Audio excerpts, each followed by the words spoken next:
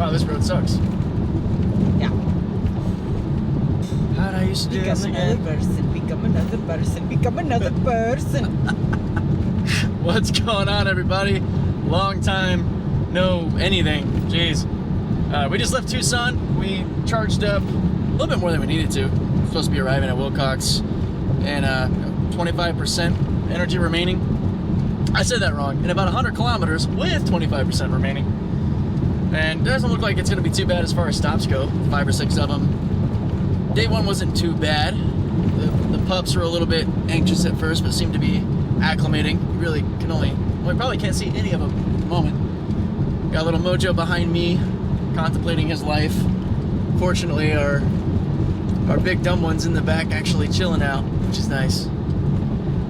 Don't really know how much I'll be able to bring y'all and keep it interesting. I don't want to just fill with background video of this for 30 plus hours of driving. But we'll see how this goes. Taking a Tesla this far is definitely a first. Takes just 10 minutes a day, sure. What the fuck? My bad? You're fine. I don't know what happened. Editing, yo. No, leave it in. Just keeping it authentic. What have you thought so far? Because I mean, you like set all this up. Oh, like, yeah. You did all the planning. You got it all set. And I'm just over here like, be alright. Yeah, I know. I was there for it. Thanks. I lived it. I don't really have a whole lot of thoughts yet because the dogs were pretty stressful yesterday.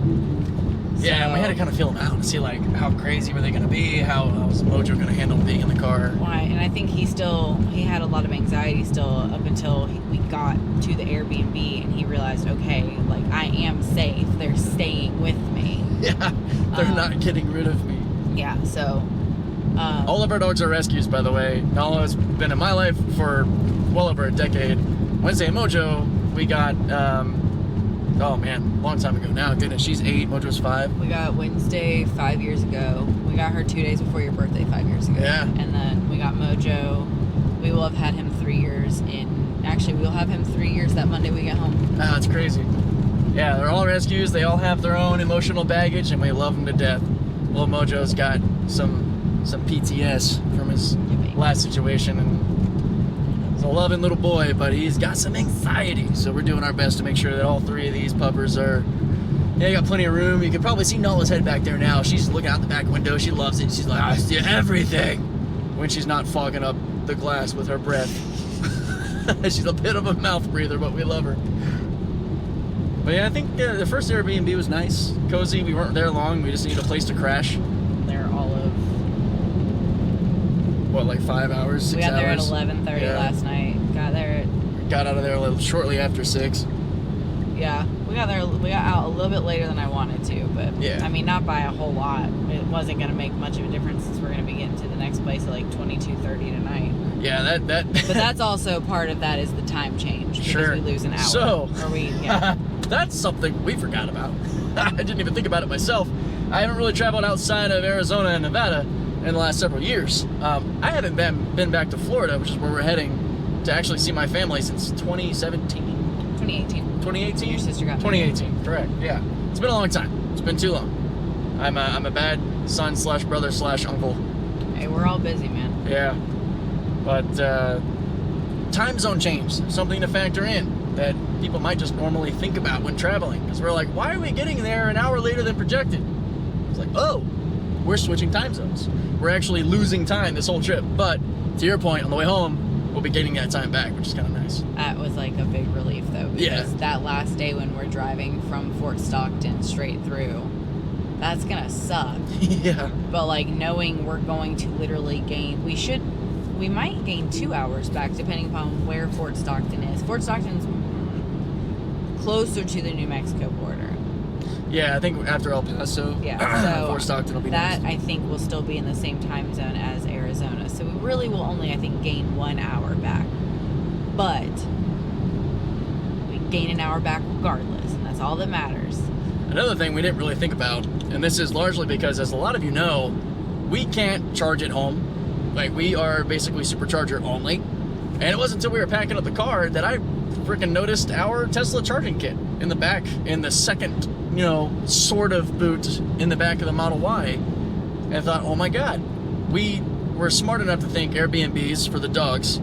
And honestly, just staying at a good Airbnb, competitively priced with the decent hotels in the area, that's probably the way to go every time. When you have dogs, especially. Well, yes, yeah. Making sure, because there's a lot of places that are dog friendly. You just got to communicate with the homeowners, and a lot of places have like a 2-dog limit. Nala's a registered emotional support animal. She's been a registered support animal for years. But we got her official paperwork.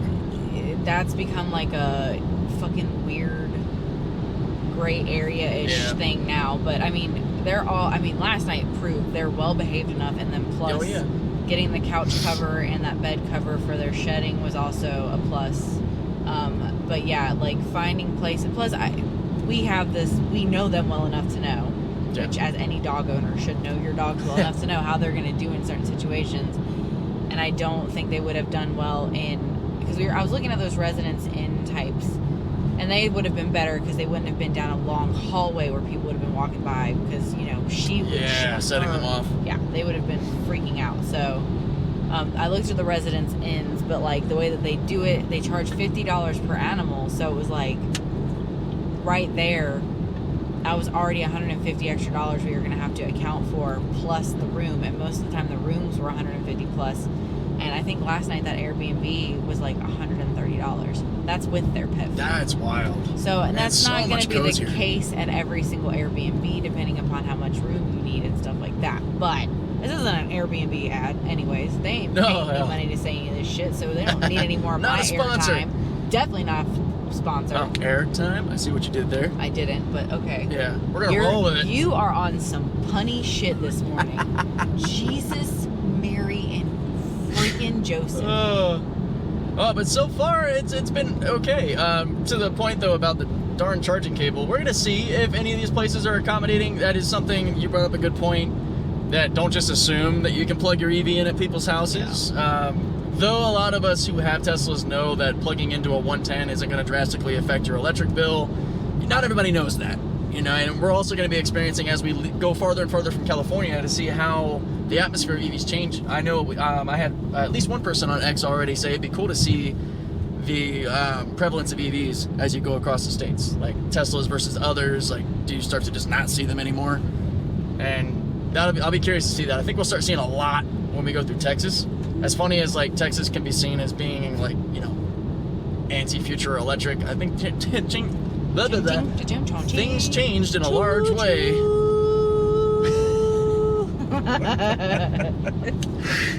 Things changed in a large way once Giga Texas was built and it became headquarters for Tesla. So we'll see. That'll be fun. But I'm hoping to be able to take advantage of some of the home charging. We should definitely be able to at the one we're staying at, the longest in Florida. In Florida, yeah.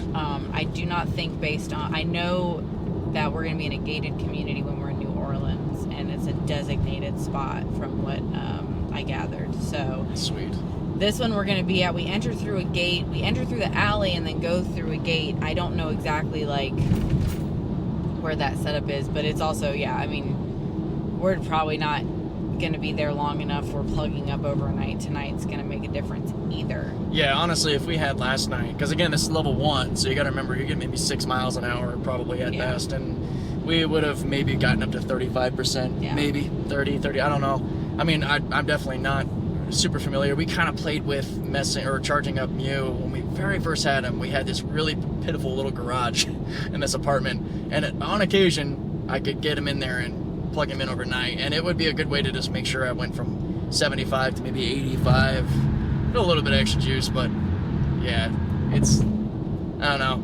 I'm okay with supercharging. When it comes to this trip too, it's kind of important to realize as well, like some people when they think about road tripping, they're kind of thinking about like go, get to my destination as fast as possible. I don't want to have to stop, and a lot of people might think that, traveling with an EV like this would be inconvenient. There's a bit of a lifestyle difference, I think, when it comes to traveling with an EV. I don't really think it's healthy even to have that, like, I need to get to the next spot, like yesterday. We're trying to enjoy this. We're trying to not be stressed out. As we planned out the actual stops to be able to crash out, get a good night's sleep. And when we do it that way, with a bit more of a leisurely approach, we can enjoy the experience a little bit more. It allowed me to realize that so far we haven't worried about charging at all. It's more so just looking at the map, saying like, where are we going to stop and what's around it to kill some time. Honestly, taking all these guys out to let them do their business and get, stretch their legs, it's actually had us charging more than we've really needed to. But again, we're not in a rush, so that's fine. Like, I'm not trying to, like, oh my god, we gotta go right now so we can get to the next one by this time and keep on going and just driving ourselves crazy. But I think it about wraps up this little update. I don't know how much there'll be to share, but hey, as it comes up organically, we'll do it and try to be cognizant of everyone's time. So catch you guys in the next update and enjoy some open road.